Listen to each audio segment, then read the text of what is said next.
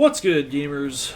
Loadout941 here, back with another weapon review. This time, we're going to go over the recently reissued Anonymous Autumn. Before we get too deep into the video, if y'all can click like and hit the subscribe button as well, that'd be very, very cool. I put out 2 videos a week, Tuesdays and Fridays at noon Eastern.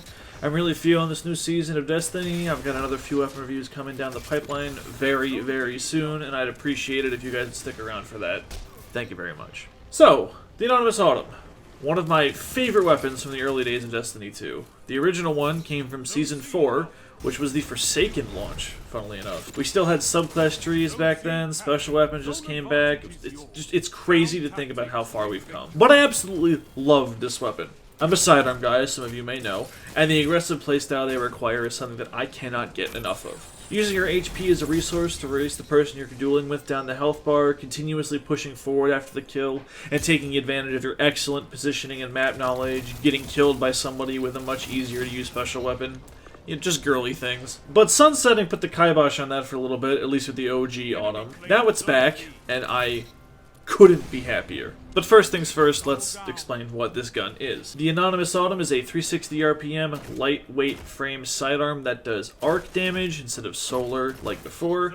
It's a playlist weapon from the Crucible, meaning all you gotta do is play a bunch and focus the engrams you get through ranking up with Shacks in order to get one. It mostly competes with the Heliocentric, which I consider to be the spiritual successor to the Anonymous Autumn, given its solar damage and the exact same frame. But there aren't very many modern weapons to compare to, so I pulled some that I remember enjoying at the time, despite their flaws, in order to have a good sampling. Those being Redback 5SI and Farewell. Of the 4, Autumn has the second highest base range and stability, with the lowest handling and reload speed, but the absolute highest aim assist. A mag size of 12 is pretty standard for this archetype, so nothing weird there. It's not the best in slot option. It's actually kind of low overall, to be honest with you, but it makes up for it by having a myriad of perks to choose from, and by dropping constantly. You play a little bit, and you will just get a handful to pick through and dismantle. But speaking of perks, there's 12 in each column. How the fuck am I gonna fit all these on screen?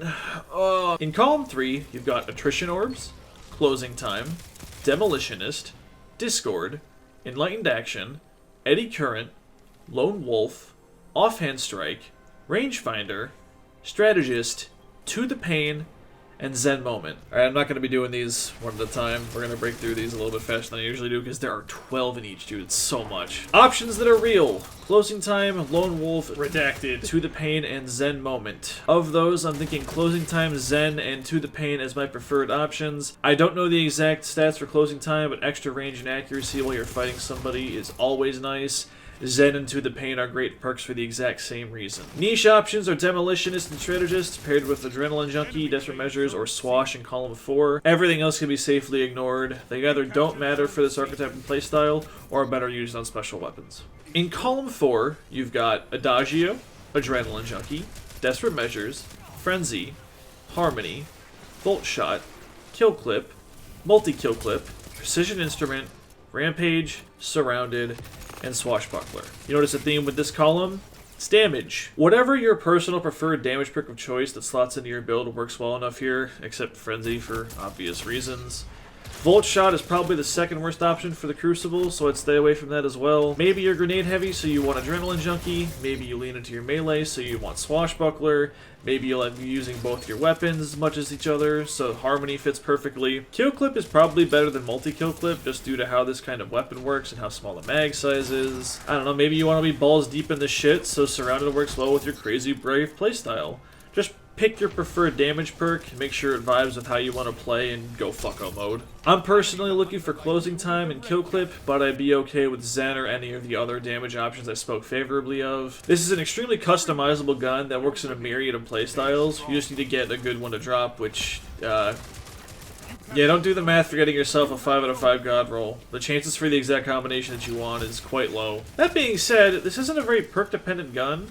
As long as you don't have any of the egregiously bad options, you'll have a perfectly acceptable firearm. Plus, it's a sidearm. If you're a sidearm enjoyer like me, you know this doesn't have as much of an impact compared to the other archetypes of weapon. Oh yeah, the origin trait. It also has field tested, which is pretty good. All stats for playing the game, all stats for being in combat. Pretty fucking nice. As far as pairing options, something long range and darkness damage in the kinetic slot works best if you're running a prismatic build. Otherwise, the only requirement is really long-range damage. High-impact scouts and pulse rifles work best in my opinion as a double primary enjoyer. Lethanum isn't bad if you're okay with dropping kills. There's a couple of good snipers if you really want to play stylish. I'm using a crafted transfiguration with keep away and harmony in these clips. I do a lot of weapon swapping based on which range I'm engaging at, so that fits very well. There's an old Percy's D I'm using quite a bit too, stacked with anti-barrier scout and hockey breach armaments to 2 or 3 tap barricades, plus all the stasis crystals all over the place this season. You got a lot of options in the kinetic slot. Just make sure it's got the range to fight. This thing, you hit some really wild shots out of nowhere sometimes, like while you're moving or while you're jumping around. Like, that's one of the benefits of sidearms, right? They're really good for like fighting in the air. One of their biggest strengths is the fact that they don't really get affected by the in-air accuracy penalty. So like, you tag somebody a couple of times, they run behind cover, but you can jump over them to get the drop on them from above. They don't really expect it all that often, and 9 times out of 10 your shot's gonna hit as long as you're on target. So like, god, sidearms are just super mobile, and they're all about getting the fuck in there, and I love them. I love them, I love them, I love them, and this is a sidearm enthusiast sidearm. This is the most sidearmy sidearm that's ever sidearmed. I've said sidearm like 90 times in the past 3 minutes. Overall, this is the lightweight sidearm for me.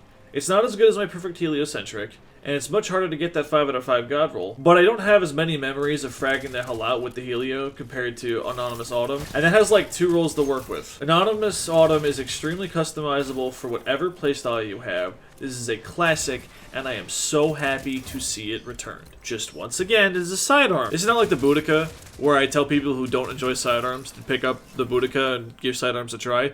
This is a sidearm enthusiast sidearm. Lightweights are very, get the fuck in there, shoot that guy, and make sure that you know exactly how much of a fight you can take afterwards. The skill floor and skill ceiling of sidearm dueling is much higher than most other weapon archetypes, and if you do not know what you're doing with the sidearm, you will just feed with this gun. So, just keep in mind, if you don't like sidearms, you won't like this, but if you like sidearms, you will love this weapon. But, with that, that's gonna do it for me. What do you guys think? You a big fan of the Anonymous Autumn? You happy to see it back in the Crucible? Do you feel a little weird about it being a different damage type? I'm a little weird about it. I'm happy it's Arc, because that means it works with Bacchus, but I kind of expected it to come back as Solar, but the Heliocentric exists, so like, you know, I get that. Maybe put it Void, because I don't think we have any lightweight Void sidearms. But then if it was Void, I wouldn't like it, because I don't like Void weapons. I don't know, dude. Arc is probably the best option. So, anyway, not the point. What an outro. Anyway, I'd love to hear anything that y'all are thinking about this gun in the comments down below. Thank you for watching. Thank you for listening. Have a wonderful day.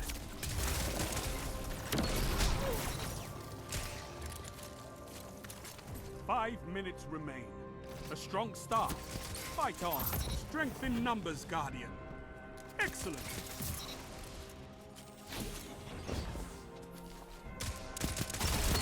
Now you're fighting with heart, Guardian.